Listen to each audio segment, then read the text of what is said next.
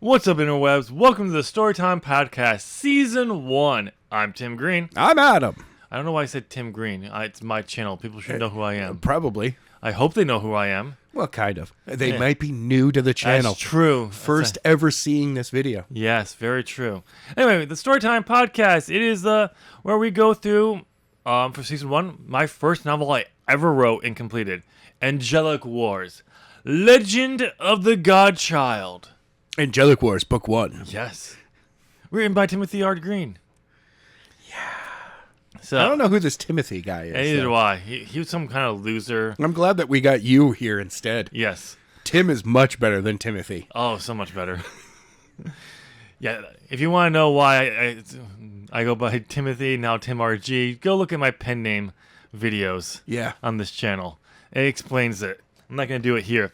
But yeah, so what we do here is a version of the Skylar Grant podcast, but we're doing it more serious because, well, just go listen to an episode.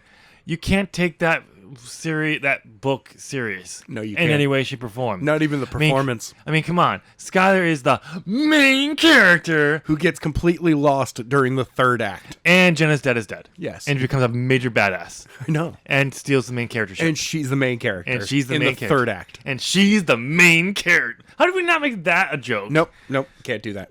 No. How did we not make that a joke in Skylar Grant? I don't know. Oh, well.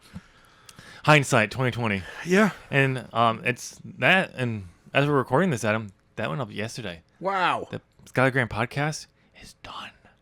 Thank you.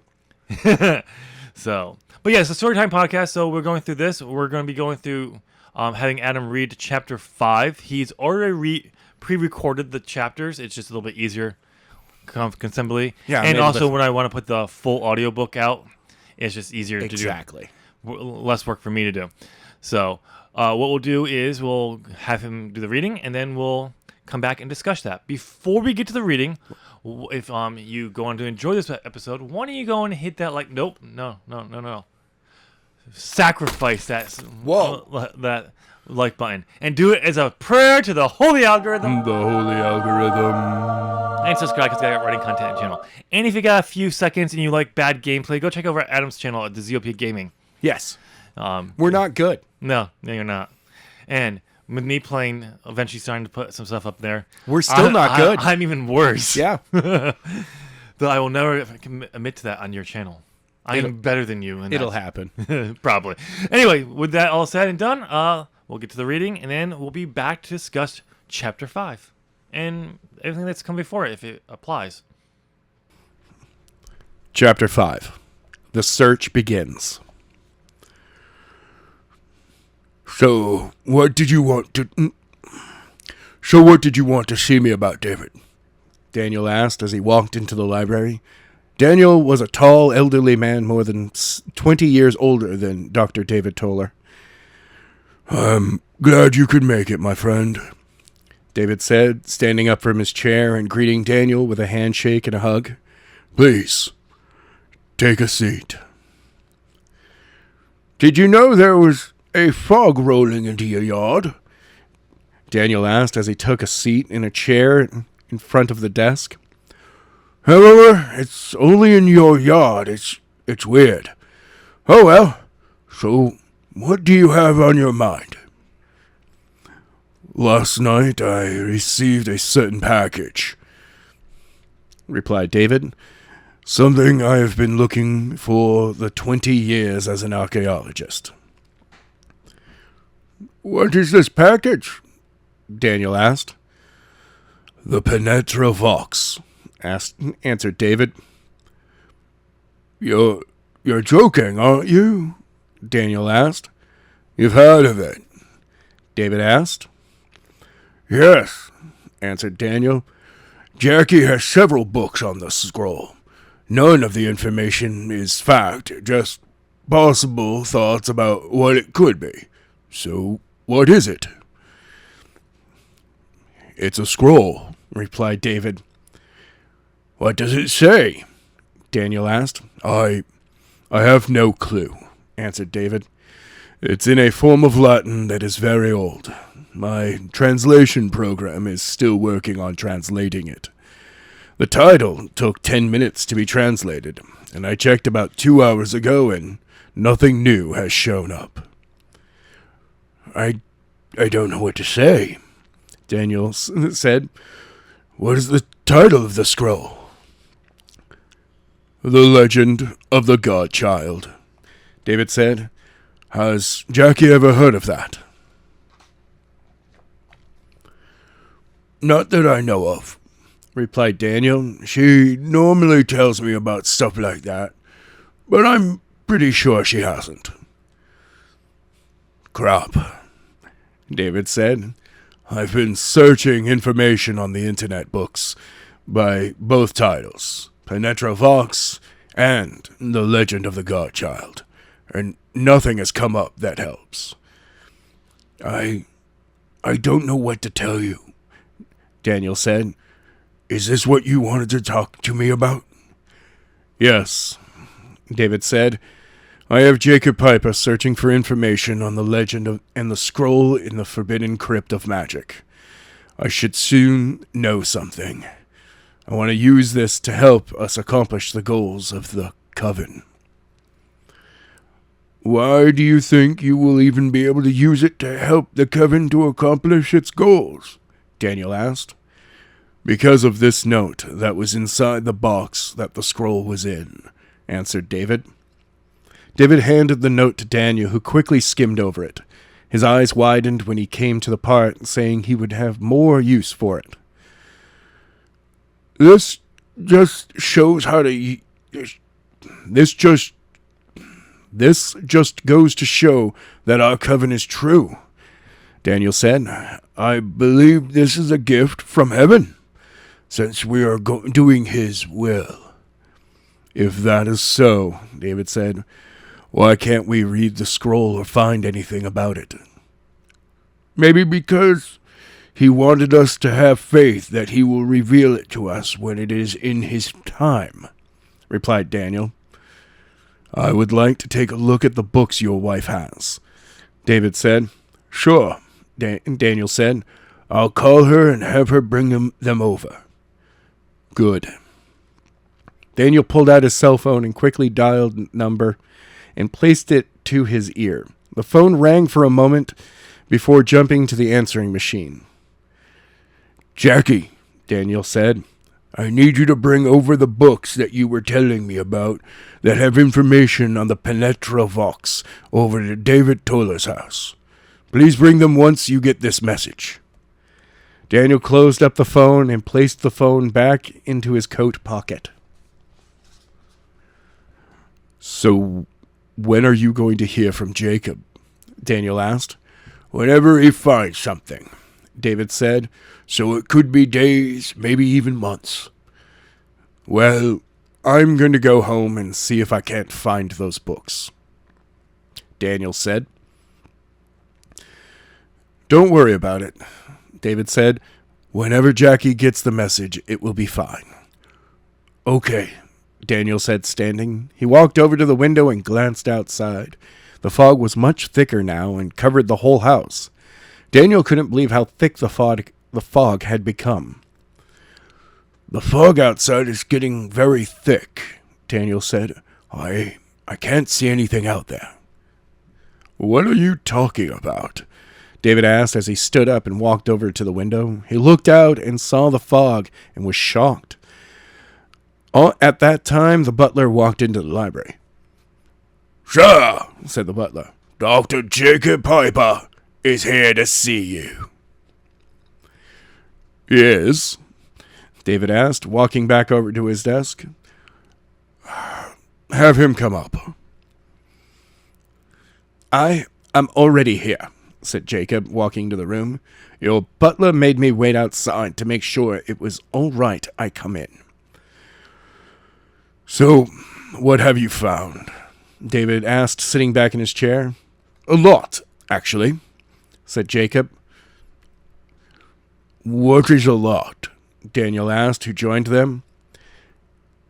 How does a translation into Latin sound? Asked Jacob. That is what the scroll is already in, David said. Yes, said Jacob. That is an ancient form of Latin. I am talking about a more modern version. You're joking, Daniel said. No, said Jacob. Well, what does it say? David asked. At that point, the beeping sound came from David's computer. What is it? Daniel asked. It's the alarm on my computer, David said. I set it so it would let me know when the translation is done. Perfect timing, Daniel said. We can see how close the translations are between yours and the actual scroll. Just as I wanted to see, said Jacob. David pulled over his laptop computer and lifted the top. The screen showed a pop-up that said, "Click to read translation."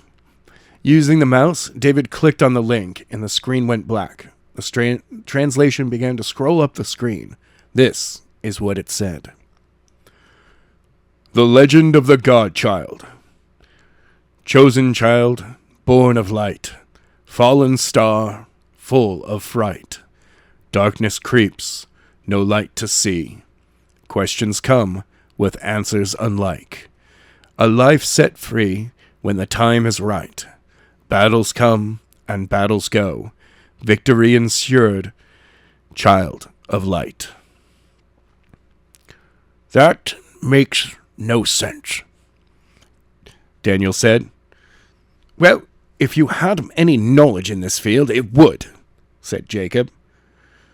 Well, is that what you found? David asked. Not exactly, said Jacob. I have something similar to it, very minor changes. Like what? Daniel asked. Just different words, answered Jacob. Does that change the whole meaning? David asked. Normally, replied Jacob. However, the words in my translation can be translated into the same words in your translation. Oh, Daniel said. So tell us what it means, since you're the expert. Let me see your translation, said Jacob. Hold on, replied David. I am printing out a copy now. The printer by the door kicked on, and out came the translation of the scroll. Jacob walked over to the printer and grabbed the paper. He began reading it as he walked back over to the desk. He did not realize that the fog was slowly creeping into the room from the hall. This is very tricky, said Jacob. I have never seen anything like this before. So, suddenly the expert isn't an expert, Daniel said. I will figure it out, said Jacob. It might just take me a while to figure it out. How long do you think it took the theologians to determine what the book of Revelations was about? Jacob sat down in one of the chairs and read the legend over and over again, trying to make sense of it. David and Daniel looked over the translation on the computer. None of them realized the fog that was now in the room was starting to get very thick and come very close to them. The fog began to move across the hardwood floors and crept around the ankles of the three men in the room. Still, they had not noticed the fog. That is when some laughter came, deep within. The room shook from the power that came from the voice. The fog started to change colors, from white to red to blue, then to purple, then to black. The fog began to fill the room and became even thicker. A purplish glow began to come off from. Once the room was filled with the fog, as fast as it filled, it disappeared. As the light returned and the fog left the room, the three men could make out a figure of a very tall person, almost the same height as David. The fog still covered the desk by which the person was standing. As the fog lifted, the figure became clear. Whoever it might be was wearing a long black cloak that covered his body. The hood was up and covered the person's face. The fog continued to clear up as it moved back out into the hall. When the room was clear, several other cloaked figures were in the room, none of them as tall as the one standing by the desk. You have something that belongs to me, The tall, cloaked figure said, "The Penetro Vox is mine. Now hand it over." Daniel, Jacob, and David could not move. Fear had its ugly hands wrapped around them, preventing them from speaking a word. After several moments, David managed to speak up. "Who are you?" he asked nervously. "I am the owner of the scroll," the tall, cloaked figure said. "I have come for it." "Why do you want it?" Daniel asked as he was slowly calming himself down.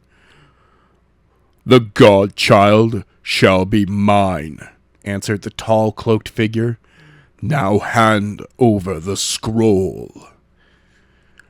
"No," David said, taking a step closer.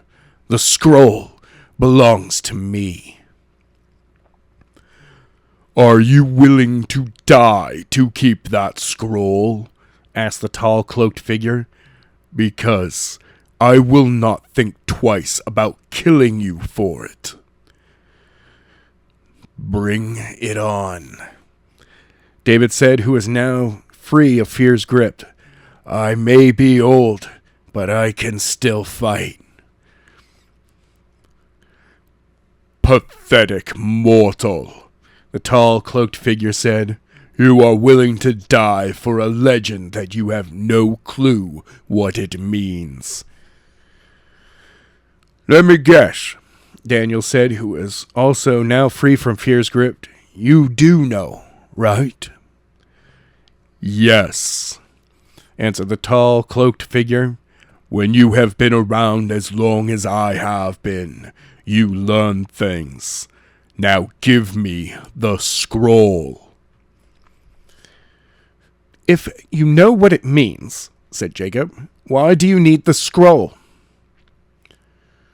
"I do not need to answer to you," the tall cloaked said, as he walked forward and grabbed David by his neck and began to crush his esophagus. "Now give me the scroll." "Put him down," Jacob shouted as he charged the cloaked figure. The cloaked figure dropped David and grabbed him by the neck and threw him across the room into the wall with great force. On impact with the wall, his spine shattered, sending pieces of bone throughout his body. Large pieces pierced every major organ, causing him to die immediately.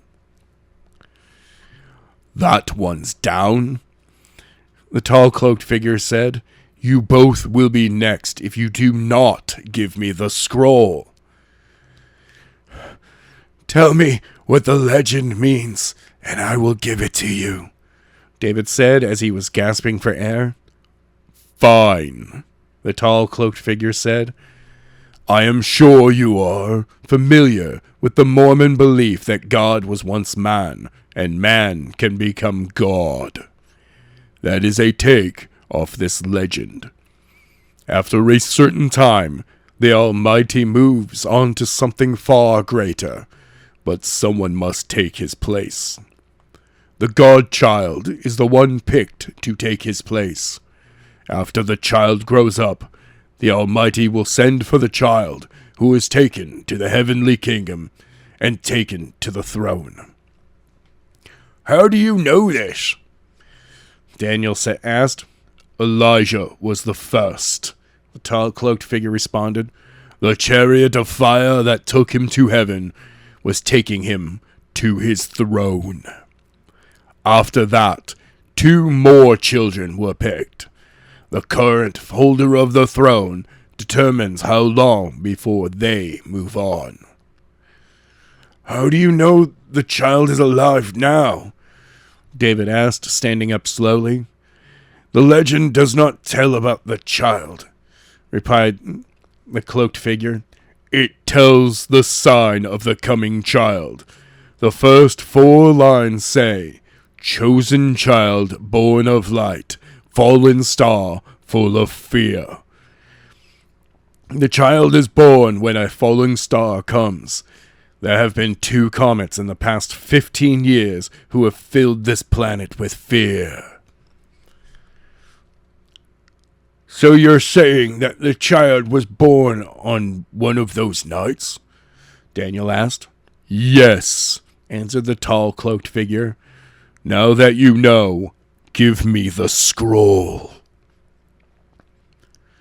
2 more questions, and it's yours, David said. What are you going to do with the child, and why did you need the scroll? The child is born the heir to the throne, said the cloaked figure. When I find the child, I will kill him. Once the child is dead, the person who reads the enchantment on the scroll will receive the power.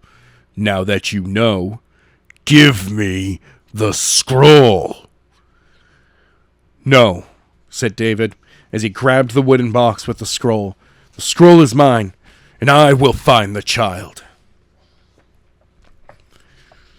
You will find the child? The tall cloaked figure said. How are you going to find the child when you're dead? You will find that I am not that easy to kill, David answered. Once I take care of you, I will use my connections to find the child.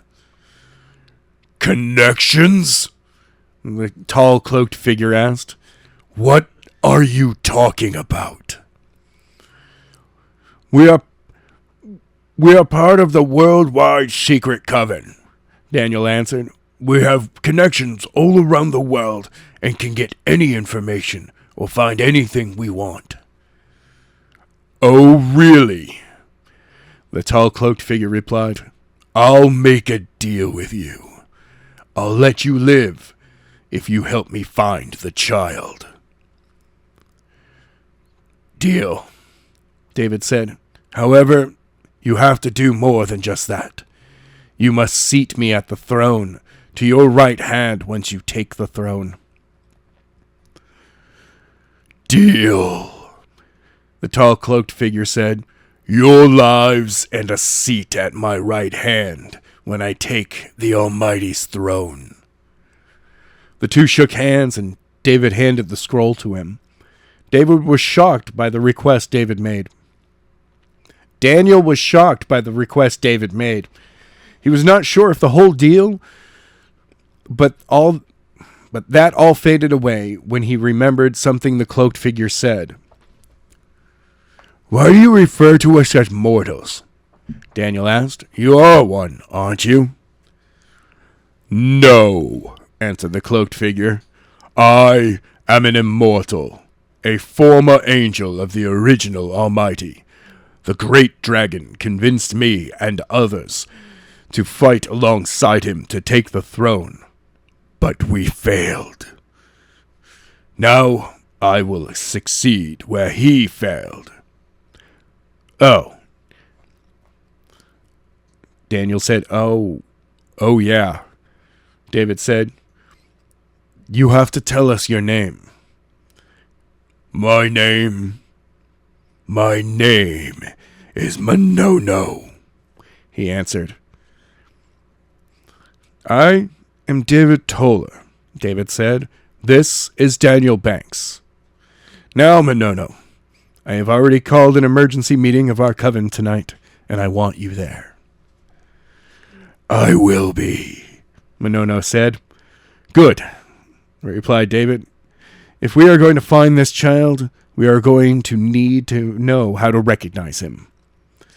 I have several possible candidates, Monono said.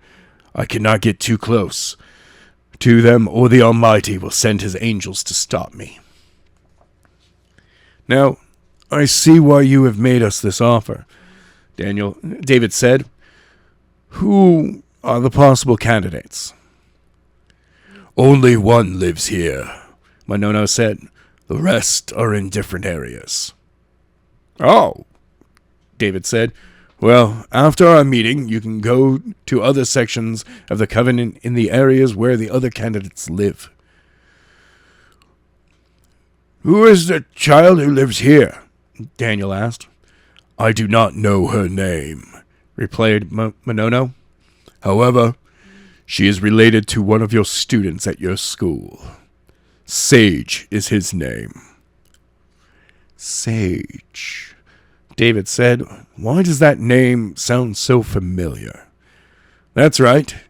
He just crippled the captain of the football team, defending another student. I'll just have to make an appointment with him, and we'll find out how to get close to the girl. But how do I tell if she is the child? Look for a birthmark on her right hand that looks like a falling star, Monono answered. I will, David said. Now one more thing. I would like to see the face of a fallen angel and a person I have made a deal with before we go any further. Understandable, Monono said as he pulled his hood down. Both Daniel and David were shocked at Monono's face. Sorry. I had to get my notes. Yeah, I got notes written down here. Good. And the most that was a good chapter. Yes. Most important thing we have to talk about first. Is not anything with an actual chapter. It's how Adam holds the novel to read it. Well, I have to hold the novel. Yeah, no, I just find it funny that like, you hold it up instead of down like some people would. Well, because if I hold it down, then I'm not speaking to the mic. Well, then you just you change your mic. Well, then the mic will be in the way of me holding it, so it's easier to just hold it up. I really wish I had a music stand. Yeah, I know. So that way I could just turn the page. Yeah, that would be like a Metallica song. But it's just funny. Like I know it's like the way you've always held it, but like the way you were holding it this time. Oh yeah, it was just like holding a book, but it's like a tome, one-handed. A tome. I read the tomes. All right, so let's go with big picture stuff for this chapter. Yes. What did you think? Look, we really did not need the whole high school drama. It's wonderful that you're at least giving a slice of life high school drama BS going on in here. Yeah. It's not very necessary, but it helps. No, I think it was necessary. It gives a grounding. It was necessary. How much of it? It didn't need as much because the way it's written, it clearly makes it feel like it's going to continue on for multiple chapters, and it's not. Oh, we're not going to be catching up about Aaron and Josh. The last chapter. Are you kidding the me? last chapter, a section break. We'll catch back up with them. Oh, for crying out loud. We never get to see, my name's Mr. Samson. Yeah, no. Sorry. No, we never get Mr. Samson. Oh. Yes, I like to kill off your favorite character voices. Every time I get a good one going. Yeah, John. Oh, John was great. And then I kill him off. And then you kill him. Well, I didn't Samson just never shows up again. I'm sorry, Adam. I didn't know a decade ago that when you voiced this character, he was going to be so iconic. You should have known that these were iconic characters from the beginning, as they were obvious side characters that I make the best characters possible. Yes, but no. So, but yeah, we don't need... It's mostly here to help flesh out Natalie a little bit more. Yeah, no, it totally gets it. It's a follow-up to her conversation with Sage the day before. Yes. So I have a question about that. Yeah. I still want to go big picture, focus on the big picture, but I do have a question, so we're right there. So I wrote down here, Nellie, hold on. You wrote something, and now you're trying to read what you wrote. I'm trying to translate it, because it's Natalie, 180 on Josh Knapp. Well, I mean... And then below that, it's like, Natalie found her spine? Then... Or not.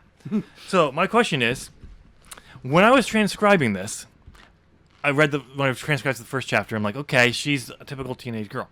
We get here, what 180, all because of Sage? Yeah, I don't. Okay, maybe, but no. Okay, yes, because of Aaron, but not.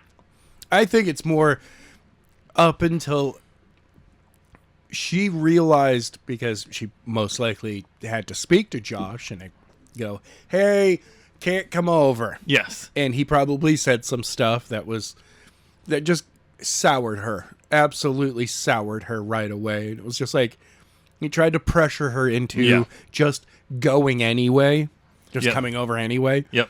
And yeah, that soured her. No. And then Aaron in the morning soured her even more. No, that was... Yeah, that would make sense, but no, this was directly because I remember writing that when I was writing. It's because of Sage, and she does it, which is not. That's not okay. Yes, that can happen, but you know the type of relationship you have to have for that kind of person to be able to instantly turn their opinion on something. And yes, that's the relationship I was kind of going with them, but it's not established enough to convince that. No, not at all. So, there's hints of it, potentially, but you need more of it, way more, before you get to something like this to prove that. But, okay, also, still kind of big picture, but did you feel like any time, okay, this is where the chapter could have ended. This is where the chapter could have ended. Not really. Because when I was transcribing it, there's multiple points where I'm like, okay, going off the gym, we could do a chapter break. That's just a chapter break, and then we'd come back to it, or it's like we come back to it in the next chapter as a scene, like another scene breaks and everything like that. But then we keep going. As you were reading it, though, I didn't have that. No, that's at no point did I feel that there were scene breaks where it's like, okay, we've got classroom, hallway, principals, the administration office, dream sequence, wake up from dream, gym, soccer, and then going outside, and then we're done. And it was like, I mean, if you really wanted to make each of those scenes to be their own chapter, with what's the best word? Colorful language, you definitely could have stretched some of those out into their own chapter. It was more like I know one of the chapter breaks was like the dream. Not in the dream. It's the going off to gym. Like we didn't like when she's like, okay, you're dismissed.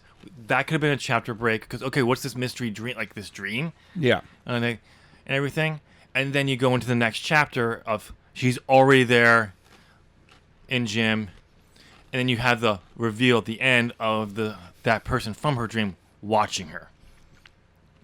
The cloaked figure. So, oh, by the way, this chapter, in every version I've ever written of this story, when we translate it into the Veiled trilogy, has happened in some way, shape, or form.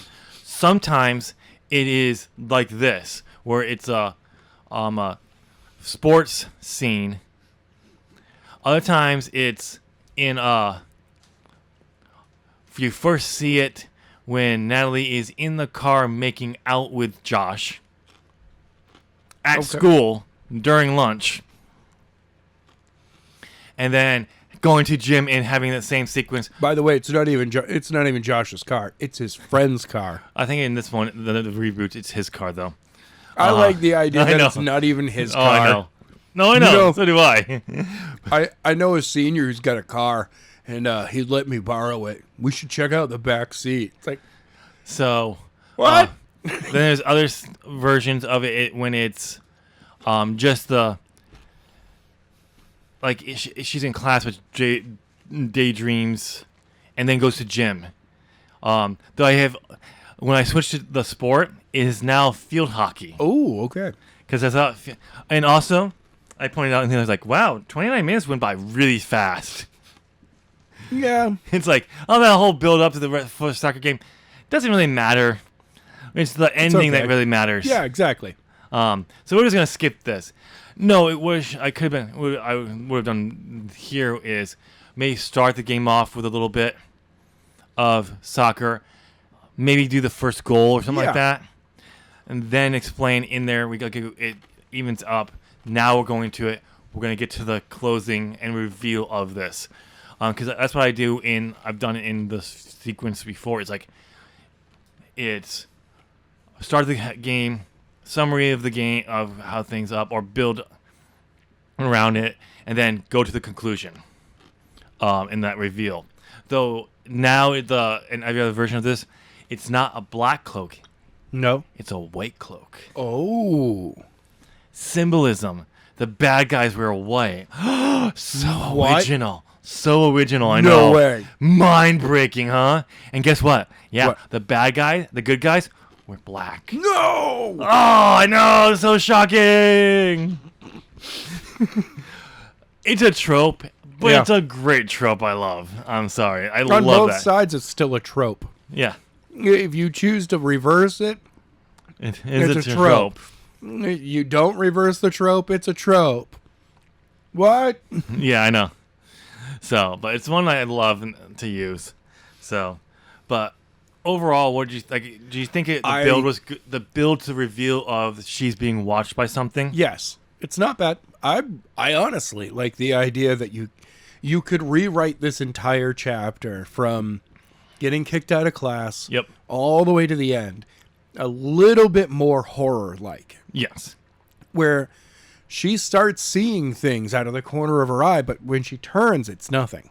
Oh, that's how I've taken it when I write this, or when I do it more. The few times I've done it more direct, like that. That's how it is. It's a more of a horror. Like she's seeing something out of the corner of her eye.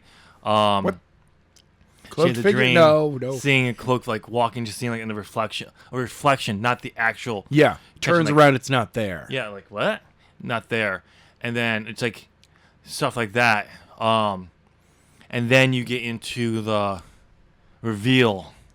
Then you find out who that actually is.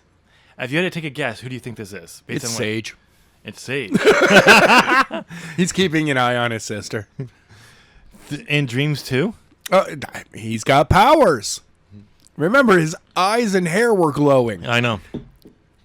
So, but yeah. His hair more than his eyes. And it stood straight up, and he had this weird red and blue aura around him. And I think he said something about Kamehameha. No. I think you're thinking of someone else. But He had a tail when he was younger. no. So, but do you think this builds a mystery? Well, Yes. well, Yeah, I mean, I am... I mean, obviously it needs some tweaking to make it better. Of course. Obviously. But I am interested. What is this cloaked figure? Yep. You know, not necessarily who, but you Yeah. know, what is going on with Yep. this cloaked figure? Yeah. Now, it'd be great if you could stretch that out for about 5 chapters. Nope. You're gonna find out who that is, and I think in the Damn next it. chapter. I'm pretty sure the next you just chapter. ruined all. Like, if you had the cloaked figure following her around for a while and then revealed. Yes, if we were doing like as I build up more of this high school drama crap that Yeah. should be going for a few chapters. Yeah, exactly. Yes, that'd be great. Nope. There should be a whole. She's worried about Aaron. Maybe the cloaked figure is Aaron and Josh. How is it Aaron and Josh when Aaron's on the soccer field? Shut up. That's Josh.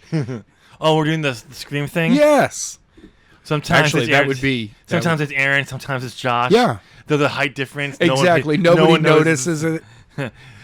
When it's Josh, it's really down low, but when it's Aaron, it's really tall. She has stilts. No, because she's just taller than. Oh yeah, He's- Josh is actually a 5'5". He likes tall girls. He's into tall girls. Yeah, they're average height, dude. To him, they're tall girls. I know. I like it when a girl's 5'7". The rest of us like, same here, but for a completely different reason. But yeah. So what did you think of Josh as the Brad of high school? Oh, Josh is right now. He only comes across as the sexual predator. Yes. And there's not a lot of, I'm the cool guy. It's more like, hey, look, everyone's sleeping with me, so why don't you? Yeah. I think if we followed... In reality, it's probably been 2 girls. It's probably more of that, but it's girls you won't want people to know about. Exactly. 2 that people know about. But One of them was his fellow student when he was being homeschooled. one of them was his... no, one of them is his cousin. He was an only child. It was his cousin, and they did it in a Corolla. Whoa, not second a Corolla. They were second cousins, though. Yeah, it's okay. It's okay. It's much better than... Yes, I stole that from Big Bang Theory. Howard. Oh. That's just wrong, bro. So, it's like... But I think if we found Brad around a little bit more, we would see that element of him. Because when I was transcribing this, I was like, yeah, this comes off that Brad... Josh is just the high school version of Brad. Yes.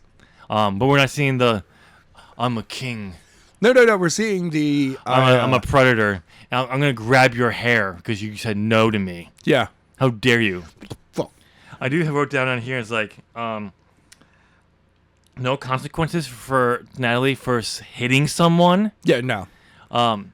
Yeah, I mean, yes, it's correction. Josh gets in trouble for it. But she still hit someone in a high school. That's still going to get her in trouble. Not really. It's justified. And maybe it's his only in-house suspension. Nope. But she would get she wouldn't even get a detention. Yes, she would. No, not at all. She'd somehow get a dress code violation. Yeah, okay. Well, it depends on the school. Yeah, they'd probably give her a dress code. Some Midwestern state would give her a detention. Texas. Not even that. Even like... What is wrong with people? Not even that. In some of the liberal states... We saw too much of your shoulder. In liberal states, it's just as bad at times. Like, I understand if they're like, no tank tops. Boys and girls, no tank tops. Yeah. Okay. All right. Totally get it. One of the best... your skirt was half an inch higher than your knee, and we're not cool with that. I have long fucking legs. Yeah, I know. They don't make skirts that fit that. Well, then your mom is going to have to stay home and make your clothes for you. The best meme on this people I saw made was by a YouTuber. It was like a short clip, like for Instagram. Yeah. Where he comes in, he's kind of wearing like a tank top and everything. Girl, basically the same thing. Dress code violation to her. The more like clothes she puts on, and the less he takes off. Like he comes like the last one is like he has no shirt on, and he has like his pants have his boxers hanging out, and she has like 2 coats on. And dress code violation to her. Yeah, it's just like, yep. So like somehow smacking someone is gonna get her a dress code violation. Yes, somehow. But yeah, so yeah, it's like no, there would be consequences, but this was more me. It wasn't me trying to justify or get her out of trouble. This was like clearly, I can tell subconsciously, my opinion on self-defense. Oh, absolutely. In schools, because it's he did this. I'm kind of defending myself by smacking him so I can get away from him. Yeah. Everything. I'm not doing anything else unless he comes at me. I'm purely defending myself. But yeah. So, it's so stupid. Stupid. Yes, it is. Yes, it is. Yeah. Anything you want to talk about? Other than this should be your horror chapter, and it should go. The mystery should go a couple of chapters. Yes, it should have been. Again, first novel. Maybe she's having dreams of someone watching her. See, one of the things would have been interesting is to tie the watcher, in sooner. Yes. The sense of being watched. Just that when she shows up at Sage's apartment. Yep. It just has a sense they're tied there. And then maybe when she's talking to him on the phone, you're not outside. Like, she's calling for 2 reasons. One, to ask for permission, but I was like, you're not outside the apartment trying to scare me, are you? Nope. No. I was like, why? Like, oh, nothing. I just feel like it's a feeling I have. It feels like somebody's watching in the house. I just feel like that odd feeling, sometimes when you're just alone and you feel like someone's watching and it's not. Yeah. But I know Sage's like, I know. Oh, no, that's Marcus. He's the ghost in the apartment. It's totally cool. No. Marcus is if you have 2 ghosts. The first name always is Casper. No, it's not. Yes. Casper, the unfriendly ghost. Casper is not a cool ghost. But no, like, tie that in there. Yeah. Question like, I know you like to sneak when I'm alone. Try to sneak up and like draw me to a window and then jump out at me. Just something like that. Are you outside? No. Okay. You're not trying to scare me again, are you? No. No. I'm at the cafe. Like something like that. Little things like that. So when we get here, okay. Oh, there is something watching. And you can still do the reveal of the next chapter, but you're sprinkling it in a little bit. Yes, there should be a... Or even better is when he mentions his dream, he's like, I had another one of those dreams again. And she's like, huh, me too. And he's like, and she's like, oh, another one of you saving people from demons? And he's like, yeah. And she's like, and he looks at her and she's like, I had mine too. And he's like, what is it with you and people following you? What is it with people you dreaming of people watching you? It's so weird. She's like, yeah, it is. No. And he's like, that's why I'm going to look into our dreams. And also you show that there's a connection between each other. That would be a good way to just kind of sprinkle it in there. And it's his psychic abilities that are affecting her. Or is it hers? Or is it someone else's? It's Mrs. Rose next door. She's really a plot. She's really part of Dr. Toller's coven. Yes. She's old, but she's part of it. He is too. He's like 60 and she's like 65. Oh, I love. They once got down. I love how when in the rewrites of this, like in this Veil trilogy, is who I put into this coven, and it's so like it would piss off a lot of people. Oh, jeez. Some of the people I picked to put in this thing. Don't do that. Oh no, you'd love it. I'll tell you off. I'll tell you off, Mike. Okay. Because there's always that chance we might go through those. Oh. And I don't want to spoil anything. Those are spoilers. Not big spoilers, but still. They're still spoilers. Yes. So, but no. Other than that, I mean, the only thing I have an issue with this chapter, is the ending when they go back into high school, back to change. That's where it should have ended. Yeah, like we didn't need to go. You did kind of just meander. Yeah, it's a meandering near the end. Like when when Erin storms off with her friends. Good. She could, not just that, she's like, okay, and then she follows and went on her day. And that last line of thought about what and everything, you could still be in there, but you removing that last few like lines. She went into the locker room and changed. Yeah, we don't need that.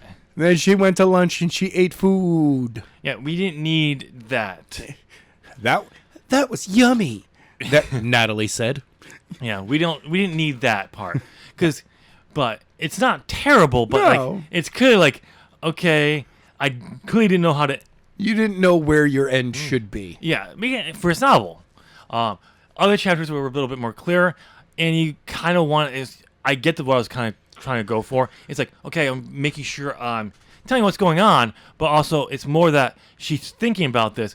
Okay, but I could have said, as she went through her day, she kept this in the back of her mind. Right. That's all it needed. We didn't need it. She went and changed, went to lunch, and then mentioned that. And then she kept it in the back of her mind. Yeah. For the rest of the day. Day. So, compared to this, before we wrap up this chapter and to what we had so far, what are you thinking? You think it's a good build so far? You're consistent in giving, Skylar. Skylar. Sage. He's the main character of this novel. He doesn't even appear in. He's not even in it. Sage getting, doing his whole, at the cafe thing. Yep. And then, then we move ahead a day, and it's, now we're with Natalie for her at school. Yep. Is the next chapter Kiana? Nope. No. Kiana doesn't get her own chapter. She does get her own scenes. I'm sorry, what? She does get some of her own scenes. But she does not get her own chapter, if I remember The correctly. most innocent of innocents in this never gets their own chapter. I am outraged. You'll find out. Mongo is outraged. Damn Mongo. God damn it, Mongo. But no. Yeah, we'll quickly learn what she is. Okay. In later chapters. And I know that's a MacGuffin. No, I'm just kidding. Spoilers. Ex Machina. Kind of. She is the Ex Machina. She's kind of a MacGuffin. Of course. but not a MacGuffin. But not a horse. But, all right. So if you have nothing else to add? I got nothing. Okay, so there you go, ladies and gentlemen. What did you think of this episode, this chapter of Angelic Wars, Legend of the Godchild? Angelic Wars, Book 1. Yeah. Written by Tim R.G. Narrated. Oh, wait, that was in the first. Yeah, we already did that. Yeah, we don't need that. What did you think of this chapter? How are you liking the rest of the build? If you've listened to the chapters before, let us know down in the comment section. The comment section. Let us know down there. And if you like this, I would love it if you would go and hit smash and do it. Do it as a sacrifice to the holy algorithm. The holy algorithm. And subscribe because I got running content on this channel. If you're listening to the future, there will be a link to the full audiobook on here, as well as a link to all the other podcasts for this Season 1 of Storytime podcast. If not, there'll be another link on screen for the best thing fits for you. Also, don't forget to go check out Adam's channel if you want some bad gameplay. It's the best at being bad. And whatever you click on or do, we'll see you there. Thank you for listening. Bye.